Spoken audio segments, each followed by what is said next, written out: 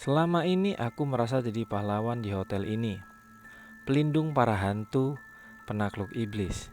Tapi saat aku melihat mata kakek tua di kamar 301, aku sadar, aku bukan pahlawan, aku adalah penjahatnya. Dia terkurung di sana selama puluhan tahun bukan karena kutukan iblis, tapi karena kesalahanku di masa lalu yang ceroboh menyegel ruangan itu. Pagi itu, hotel terasa jauh lebih dingin dari biasanya. Bukan dingin AC, tapi dingin yang menusuk tulang. Para penghuni lain, pocong, kuntilanak menjauh dari lantai 3. Mereka bilang, energi di atas terlalu sedih man. Kami jadi lemas kalau dekat sana. Aku sadar kakek itu tidak bermaksud jahat. Dia hanya jiwa yang bingung, yang lupa caranya untuk pergi karena terlalu lama terisolasi dalam segelku. Aku harus membereskannya, bukan dengan mantra tempur, tapi dengan permintaan maaf. Aku masuk ke kamar 301. Tidak ada angin ribut, tidak ada gempa, hening, tapi keheningan itu justru mematikan. Udara di kamar itu terasa berat, seolah oksigen hilang.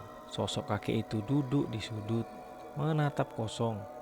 Di sekelilingnya, lantai terasa dingin seperti tertutup es tipis. Dingin, bisiknya. Gelap, kenapa pintu tidak bisa dibuka?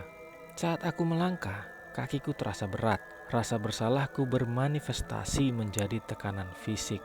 Kakek itu menoleh, wajahnya mulai retak seperti keramik pecah. Tanda jiwanya mulai tidak stabil.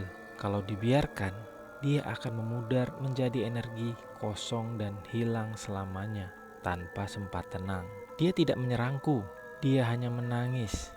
Tapi tangisannya membuat lorong hotel bergetar halus, seperti isak tangis yang tertahan. Aku mendekat perlahan, menahan rasa sesak di dada.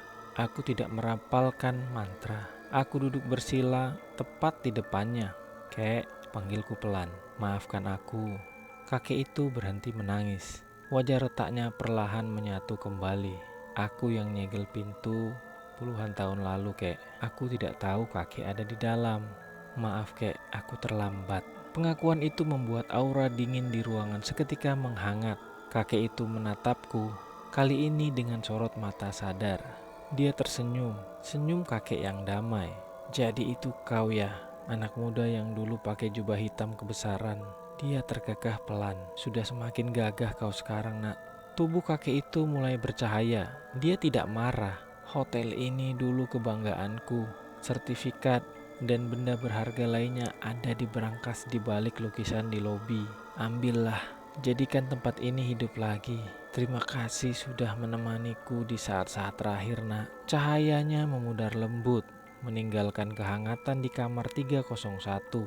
Tidak ada ledakan, hanya perpisahan yang tenang. Kini aku sendirian di kamar itu, tapi untuk pertama kalinya kamar 301 terasa lega. Persoalan kakek itu sudah beres, iblis juga sudah musnah. Tapi ternyata selama beberapa lama di hari itu ada musuh lain.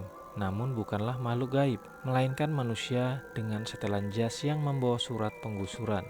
Pagi ini, sebuah mobil mewah terparkir di depan hotel. Mereka bilang bangunan ini tak bertuan dan akan diratakan besok. Keesokannya aku mengintip dari jendela. Sekelompok orang proyek dan beberapa orang berpakaian rapi sedang berkumpul di depan hotelku.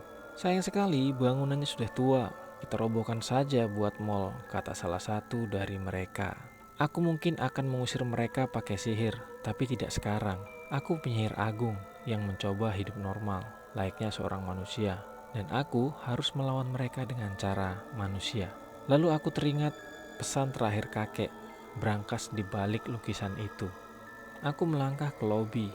Lukisan tua bergambar pohon itu berdebu tebal. Aku menurunkannya. Benar saja, ada berangkas tua. Masalahnya, kodenya apa? Di luar, suara alat berat mulai terdengar. "Woi, siapa di dalam?" teriak mandor proyek. Dengan terpaksa, aku memejamkan mata, menggunakan kemampuan psikometri untuk membaca memori benda.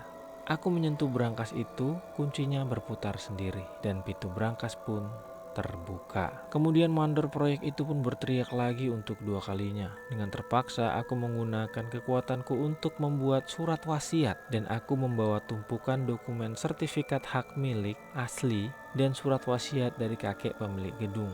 Aku keluar dari hotel. "Ada apa?" kataku. Namun mereka tertawa melihatku, dan salah satu pengembang berbicara. "Siapa gembel ini? Usir dia." Arman berbicara keras. "Hei, namaku Arman, dan ini adalah properti sah milikku." Kemudian petugas dinas itu mengecek dokumennya. Asli, tahunnya tua, tapi sah secara hukum. Wajah si pengembang merah padam. Mereka batal menggusur, dan setelahnya mereka pun pergi. Aku menatap hotel, berbicara pelan. "Oke, modal sudah ada. Sepertinya aku akan membuka kembali hotel ini."